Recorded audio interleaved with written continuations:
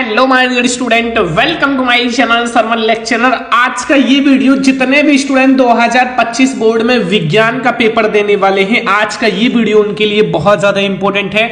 आप लोगों को विज्ञान का पेपर 4 मार्च को है। क्लास 10th का यूपी बोर्ड का विज्ञान का पेपर 4 मार्च को है।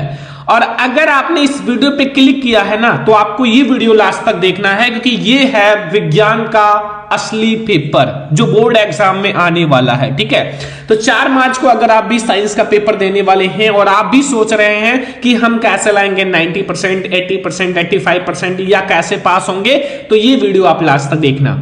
ठीक है, अगर आपका 4 मार्च को पेपर है, आप 3 मार्च को आधी रात को भी ये वीडियो आपको मिल जाता है, तो आप लास्ट तक देख कर जाना। ठीक है, ये क्लास 10 साइंस का बहुत ज्यादा वायरल पेपर है। 4 मार्च को आपका विज्ञान का पेपर है। 3 घंटे 15 मिनट का आपके पास समय रहेगा। 3 घंटे आपको पेपर सॉल्व करना है, 15 मिनट इस पेपर को पढ़ना है, देखना है क्या दिया है क्या नहीं दिया है।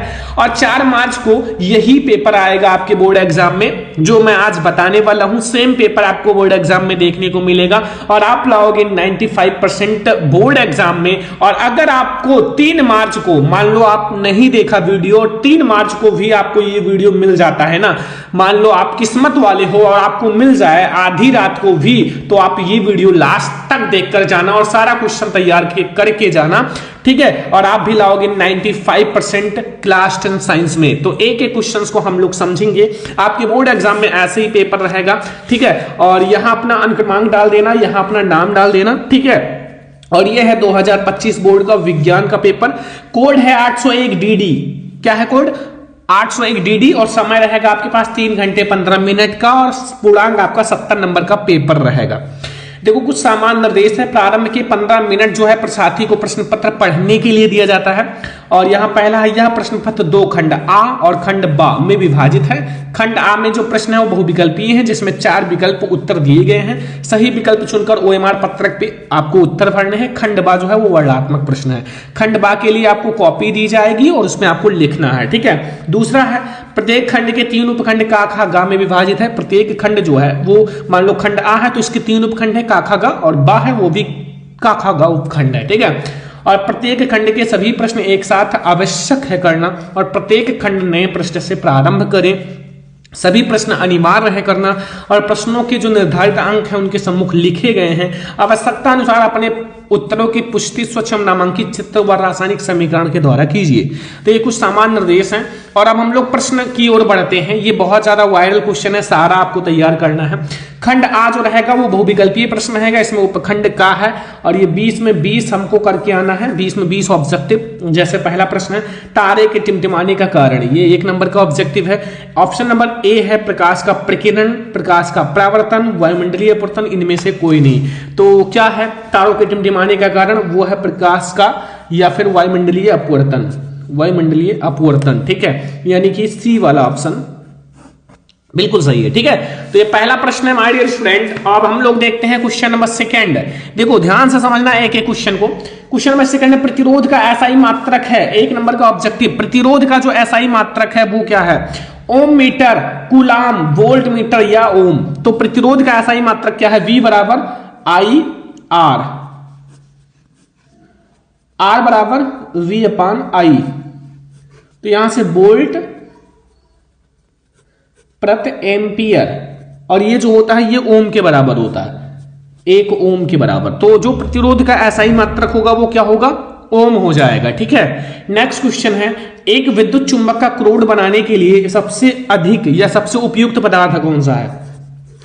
1 नंबर का ऑब्जेक्टिव है, पीतल है, मुलायम लोहा, एल्यूमिनियम, स्टील। तो एक विद्युत चुंबक का क्रोड बनाना है तो उसके लिए सबसे अच्छा जो माना जाता है वो माना जाता है क्या? मुलायम लोहा। मुलायम लोहा जो होता है उसको जैसा भी चाहो वैसे मोड़ सकते हो और वैसा बना सकते हो। ठीक है, तो ये हमारा बिल्कुल सही ऑप्शन है, मुलायम लोहा। ठीक है, 4 नंबर क्वेश्चन है, किसी विद्युत बल्ब का अंकमांक जो है 220 वोल्ट और 100 वाट है। जब इसे 110 वोल्ट पर प्रचलित करते हैं तब इसके द्वारा उपभोक्त शक्ति कितनी होगी? शक्ति बताना है। 1 नंबर का ऑब्जेक्टिव है, 100 वाट, 75 वाट, 50 वाट या 25 वाट। तो इसके द्वारा जो उपभोक्त शक्ति होगी वो हमारा 50 वाट होगा। फार्मूला आप लोग कमेंट बॉक्स में बताओ कि इसमें कौन सा फार्मूला लगेगा, जल्दी से बताओ। पढ़ाई किए हो ना, अब तो आपके पास समय थोड़ी है, मैं आपको इंपॉर्टेंट क्वेश्चन वायरल पेपर सारा करा रहा हूं, ठीक है। अब फार्मूला वगैरह अलग से बता दूंगा।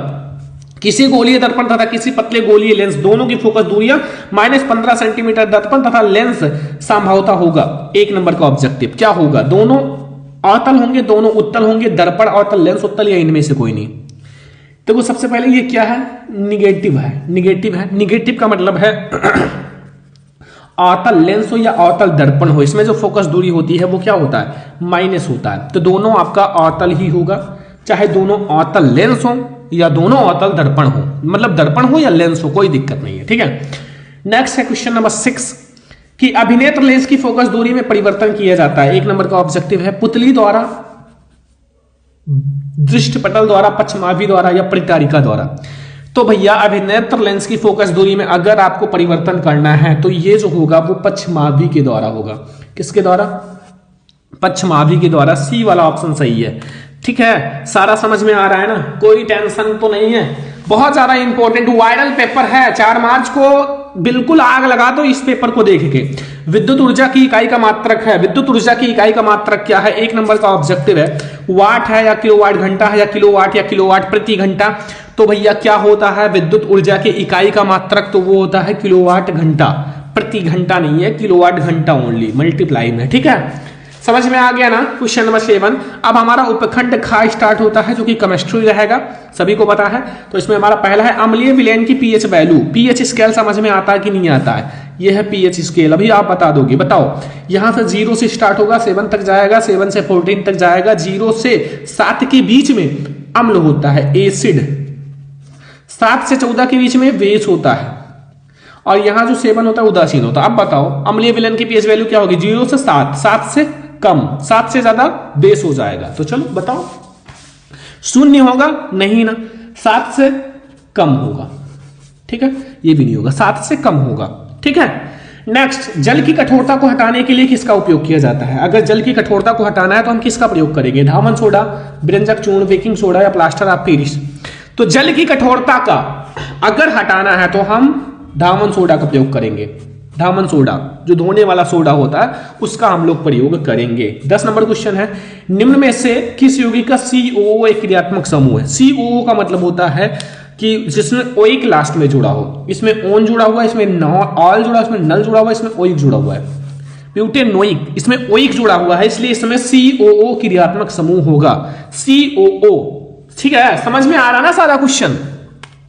एक एक क्वेश्चंस को बहुत अच्छे से समझना है, साइंस के पेपर में आग लगा देना है, ठीक है। एक भी नंबर छोड़ के नहीं आना है बोर्ड एग्जाम में। अगला 11 नंबर, निम्नलिखित में से कौन सी धातु अम्ल में से हाइड्रोजन विस्थापित करती है? Mg, Zn, Pt या Ag या Hg।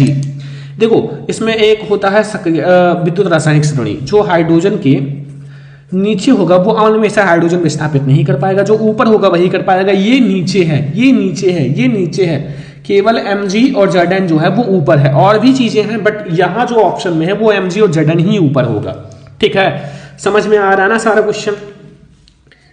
12 नंबर ऑब्जेक्टिव है एसिटिक अम्ल का IUPAC नेम। एसिटिक अम्ल का IUPAC नेम, एसिटिक अम्ल होगा, एथेनोइक अम्ल होगा, मेथेनोइक या नाइट्रिक अम्ल। फार्मूला क्या होता है? CH3COOH, ये होता है फार्मूला। इसमें कितने कार्बन हैं? 2 कार्बन को मेथ एथ कहेंगे, और COO जुड़ा हुआ है तो क्या जोड़ेंगे? ओइक, तो एथेनोइक, एथेनोइक अम्ल हो जाएगा। बी वाला ऑप्शन सही है। 13 नंबर है, कार्बन परमाणु की संयोजकता होती है। कार्बन परमाणु की संयोजकता कितनी होती है? 2 होता है, 3 होता है, 4 होता है, 5 होता है। कार्बन की परमाणु क्रमांक 6 होता है, तो इसको 2 और 4 में इलेक्ट्रॉनिक विन्यास करोगे, लास्ट कक्षक में 4 इलेक्ट्रॉन है, इसलिए इसका 4 हो जाएगा सही, 4 संयोजकता हो जाएगी, ठीक है। अब हम लोग देखते हैं उपखंड गा। उपखंड गा वाला उपखंड देखते हैं। देखो 14 नंबर क्वेश्चन, स्त्री में लिंग गुणसूत्र होता है। स्त्री में लिंग गुणसूत्र XX होता है या XY होता है? 2 में ही कंफ्यूजन है, X अकेले नहीं होगा तो जोड़े में होगा, चाहे XX होगा या XY। अगर स्त्री में पूछे तो क्या हो जाएगा? XX होगा, ठीक है। और इसमें XY पुरुष में होता है, ठीक है। तो हमें स्त्री में बताना है, पुरुष में X स्त्री में होता है, XY। अभी मैं आपको थोड़ा सा गुणसूत्र के बारे में समझा दूंगा यहाँ, ठीक है, जब देखो 15 नंबर ऑब्जेक्टिव है कि मनुष्य में वृक्क एक तंत्र का भाग है जो संबंधित है। ये सारा क्वेश्चन तैयार कर लेना है। 4 मार्च को आपका विज्ञान का पेपर है, याद रखो, माइंड में सेट कर लो और धमाका मचाना है। ठीक है, पोषण से, उत्सर्जन से, श्वसन से या परिवहन से? बताओ। मनुष्य में वृक्क क्या है? एक बहुत मेन क्या है? उत्सर्जी अंग है, तो ये उत्सर्जन से संबंधित है। तो ये हमारा किससे? उत्सर्जन से है। 16 नंबर क्वेश्चन है, मादा लिंग हार्मोन्स कहलाता है। ये भी 1 नंबर का ऑब्जेक्टिव है। एंड्रोजन, एस्ट्रोजन या इंसुलिन या इनमें से कोई नहीं। तो अब हमारा आता है क्वेश्चन नंबर 17। ठीक है, इसमें पूछ रहा है मनुष्य में लिंग गुणसूत्र, लिंग गुणसूत्र नहीं, ओनली गुणसूत्र, याद रखना की संख्या कितनी होती है? एक होता है लिंग गुणसूत्र और एक होता है गुणसूत्र। गुणसूत्र मतलब पूरा, और उसी का एक भाग है लिंग गुणसूत्र। ठीक है, तो 1 नंबर का ऑब्जेक्टिव है, जो 22 होता है, 42 होता है, 24 होता है, 46 होता है। मैं आपको बता दूं, जो कुल गुणसूत्र होता है, कुल गुणसूत्र वो कितना होता है? 46 होता है। ठीक है, लिंग वाला जो आपका लिंग गुणसूत्र होता है, लिंग गुणसूत्र वो ओनली 2 होता है। नर में क्या होता है? नर में XY होता है, मादा में XX लिंग गुणसूत्र होता है, बस। ठीक है, तो ये हमारा कुल गुणसूत्र कितना है? 46, ध्यान रखना। ठीक है, अगला, निम्न में से कौन सा मानव में मादा जनन तंत्र का भाग नहीं है? मादा जनन तंत्र का भाग नहीं है। अंडाशय, शुक्रवाहिका, गर्भाशय या अंडवाहिनी? तो इन चारों में से जो है मादा जनन तंत्र का भाग कौन सा नहीं है? तो वो है शुक्रवाहिका। शुक्रवाहिका एक मेल है, मेल रिप्रोडक्टिव सिस्टम है, नर जनन तंत्र है। ठीक है, ये मादा जनन तंत्र नहीं है। अंडाशय मादा जनन तंत्र है, गर्भाशय मादा जनन तंत्र है, अंडवाहिनी भी मादा जनन तंत्र है। अगला 19 नंबर, पौधों में कायिक प्रवर्धन के लिए कौन सा भाग अधिक अनुकूल है? ये 1 नंबर का ऑब्जेक्टिव है। सबसे अच्छा कौन सा भाग होता है पौधों में कायिक प्रवर्धन के लिए? तना, पत्ती, जड़ या कलिका? तो सबसे अच्छा जो होता है कायिक प्रवर्धन जिसमें जड़ नहीं होता। ठीक है, तो जड़ तो होगा नहीं, इसमें तना सबसे अच्छा माना जाता है। ठीक है, सबसे अच्छा पूछा गया। वैसे कली से भी होता है और पत्ती से भी होता है, बट सबसे अच्छा तना होता है। ठीक है, गुलाब का पौधा देखा है? मेंडल ने अपना प्रयोग किस पौधे पर किया था? मेंडल ने अपना प्रयोग किस पौधे पर किया? टमाटर, बैगन, मटर या सरसों? तो मेंडल ने अपना प्रयोग मटर पे किया था। किस पे? मटर पे। ठीक है, तो ये 20 में 20 ऑब्जेक्टिव हमारा फिक्स हो चुका है, इससे बाहर नहीं आएगा। और भी मैं आपको पढ़ा दूंगा, टॉप 100 का ऑब्जेक्टिव आएगा। लेकिन आप लोग इस वीडियो को ज्यादा से ज्यादा लाइक करना माय डियर स्टूडेंट। और भी सब्जेक्ट की क्लास आपको चाहिए। खंडबा, वर्णात्मक प्रश्न, खंडबा जो रहेगा वर्णात्मक प्रश्न, इसमें हमारा उपखंड का, इसको आपको बोर्ड एग्जाम की कॉपी दी जाएगी, प्यारी प्यारी छोटी छोटी कॉपियां, लंबी लंबी बड़ी बड़ी कॉपियां होंगी और उसमें आपको लिखना रहेगा। तो चलो देखते हैं किस टाइप के प्रश्न आएंगे। जैसे पहला प्रश्न है, उत्तल दर्पण की फोकस दूरी के लिए सूत्र लिखिए और उत्तल दर्पण के कोई 2 उपयोग लिखिए। 4 नंबर का, उत्तल दर्पण की फोकस दूरी का सूत्र क्या होता है? सभी को पता है, उत्तल दर्पण और अवतल दर्पण दोनों का सेम ही होता है। तो वो जो होगा 1/f बराबर 1/b प्लस 1/u, यही होता है दर्पण का सूत्र, प्लस में होगा। ठीक है, अगर माइनस कर दोगे तो ये लेंस का सूत्र बन जाएगा। ठीक है, तो अगला क्वेश्चन है, 4 नंबर मिलेगा अगर आप तैयार कर लो। बहुत मेहनत नहीं है, बस पढ़ना है थोड़ा सा। पढ़ाई में मन ना लगे तो भी पढ़ो दोस्त, क्योंकि बहुत मेहनत लगता है जो मजदूरी करते हैं, जो दिन भर सड़कों पे ईटा धोते हैं, बहुत सारा काम होता है मजदूरी में करते हैं। उससे बहुत अच्छा, लाख गुना अच्छा है कि आप पढ़ाई कर लो। आपके माता पिता उस लायक हैं कि आपको पढ़ा रहे हैं। बहुत सारे लोग पढ़ना भी चाहते हैं लेकिन उनके पास इतना व्यवस्था नहीं है कि पढ़ा सकें। ठीक है, देखो प्रतिरोध से आप क्या समझते हैं या किन किन कारकों पर निर्भर करता है? ये भी हमारा है 4 नंबर का। 4 नंबर के क्वेश्चन है, काफी छोटे क्वेश्चन है, बहुत बड़ा नहीं है ये सब क्वेश्चन। ठीक है, फिर अगला है 4 नंबर का, मानव नेत्र के प्रमुख भागों का वर्णन कीजिए। किसी वस्तु का मानव नेत्र से प्रतिबिंब बनना किरण आरेख द्वारा स्पष्ट कीजिए। ये 4 नंबर के आपके उपखंड का में 3 क्वेश्चन रहेगा और ये मिल जाए आपको 12 नंबर मिलेगा, 12।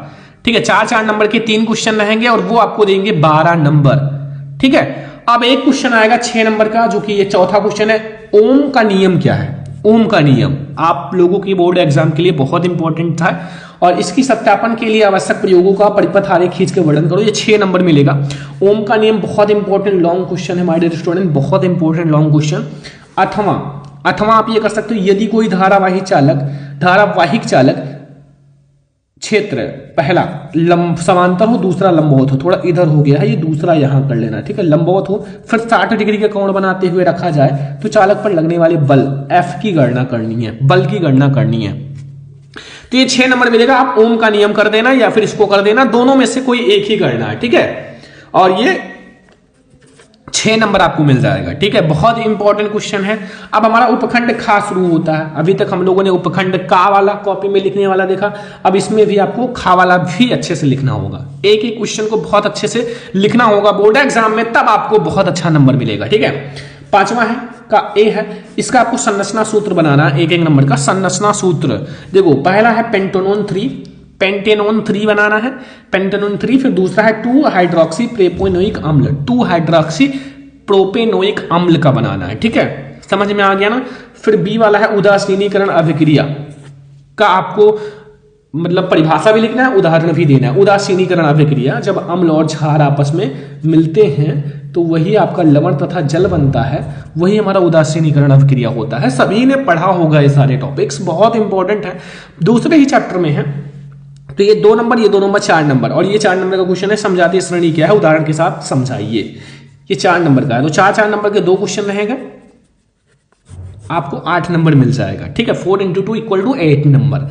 8 नंबर का इसमें रहेगा 4 नंबर के, और का वाले में 12 नंबर का रहेगा क्वेश्चन, ठीक है। फिर हमारा निम्नलिखित का रासायनिक समीकरण लिखिए 6 नंबर का। जैसे एथेनॉल सोडियम के साथ अभिक्रिया करता है, ये अभिक्रिया का मैं एक ट्रिक बताऊंगा, वो ट्रिक लगा देना, अभिक्रिया वाला टेंशन खत्म हो जाएगा। बस थोड़ा सा सूत्र याद रखना, लाइक एथेनॉल का सूत्र, सोडियम का सूत्र, ये सब याद रखना पड़ेगा।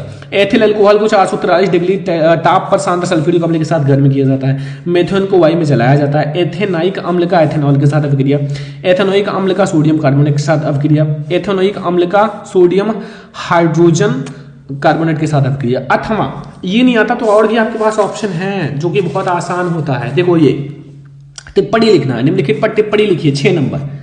पहला कार्बनिक यौगिक प्रतिस्थापन अभिक्रिया, जो कार्बनिक यौगिक होता है 4 नंबर चैप्टर, उसका प्रतिस्थापन अभिक्रिया। पहले चैप्टर में भी प्रतिस्थापन विस्थापन अभिक्रिया है, बट आपको 4 नंबर वाले चैप्टर का लिखना है, ठीक है, कार्बनिक यौगिक का, ठीक है।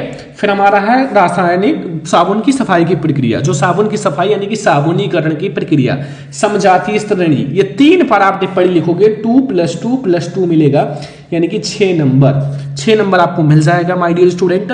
और ये आपको 6 नंबर बहुत आसान है, 2-2 नंबर लाना, 1-1 पेज में लिखना है, 3 पेज हो जाएगा और 6 नंबर आपको बहुत अच्छे से मिल जाएगा। फिर हमारा उपखंड गा शुरू होता है माय डियर स्टूडेंट। उपखंड गा वाला देखो कि इसमें 8वां क्वेश्चन है, गुणसूत्र पर संक्षिप्त टिप्पणी लिखिए, ये 4 नंबर मिलेगा। गुणसूत्र पर आपको टिप्पणी लिखना है, गुणसूत्र या 4 नंबर का है। फिर हमारा कायिक प्रावर्धन और उदाहरण के साथ समझाइए, ये भी आपको 4 नंबर मिलेगा। कायिक प्रावर्धन उदाहरण सहित आपको वर्णन करना है, ये भी आपको 4 नंबर मिलेगा। 8 नंबर का क्वेश्चन हो चुका है, बायोलॉजी है गा वाला। फिर हमारा 4 नंबर का है मादा जन तंत्र का स्वच्छ निम्नांकित चित्र और इसका संक्षिप्त टिप्पणी लिखिए, ये भी 4 नंबर का, यानी कि 4 × 3 = 12 नंबर मिल जाएगा। कितना? 12 नंबर, ठीक है। 12 नंबर का क्वेश्चन आपका यहां तक हो चुका है और बहुत ज्यादा इंपॉर्टेंट क्वेश्चन है, ठीक है। फिर देखो 11 नंबर, मानव पाचन तंत्र का नामांकित चित्र बनाकर आमाशय तथा छोटी आंत से होने वाली पाचन क्रिया का वर्णन करो, ये बहुत इंपॉर्टेंट है। पाचन तंत्र 6 नंबर का। अथवा मेंडल की आनुवंशिकता के 3 नियमों का वर्णन करो, 6 नंबर का। यहां तक आपका पूरा साइंस का पेपर है और 70 में 70 नंबर का मैंने समझा दिया है ऑब्जेक्टिव के साथ। अब अगर आप भी 4 मार्च को पेपर देने वाले हो तो ये विज्ञान का वायरल पेपर समझ लो, आधी रात को भी ये वीडियो मिल जाता है तो देख लेना और 4 मार्च को देख लेना, यही पेपर आएगा ऐसे बिल्कुल, ठीक है। तो आज की इस वीडियो को ज्यादा से ज्यादा लाइक करना, शेयर करना, चैनल पर नया तो सब्सक्राइब कर लेना। हम लोग ऐसे ही किसी नेक्स्ट इंपॉर्टेंट वीडियो में मिलेंगे, तब तक के लिए जय हिंद।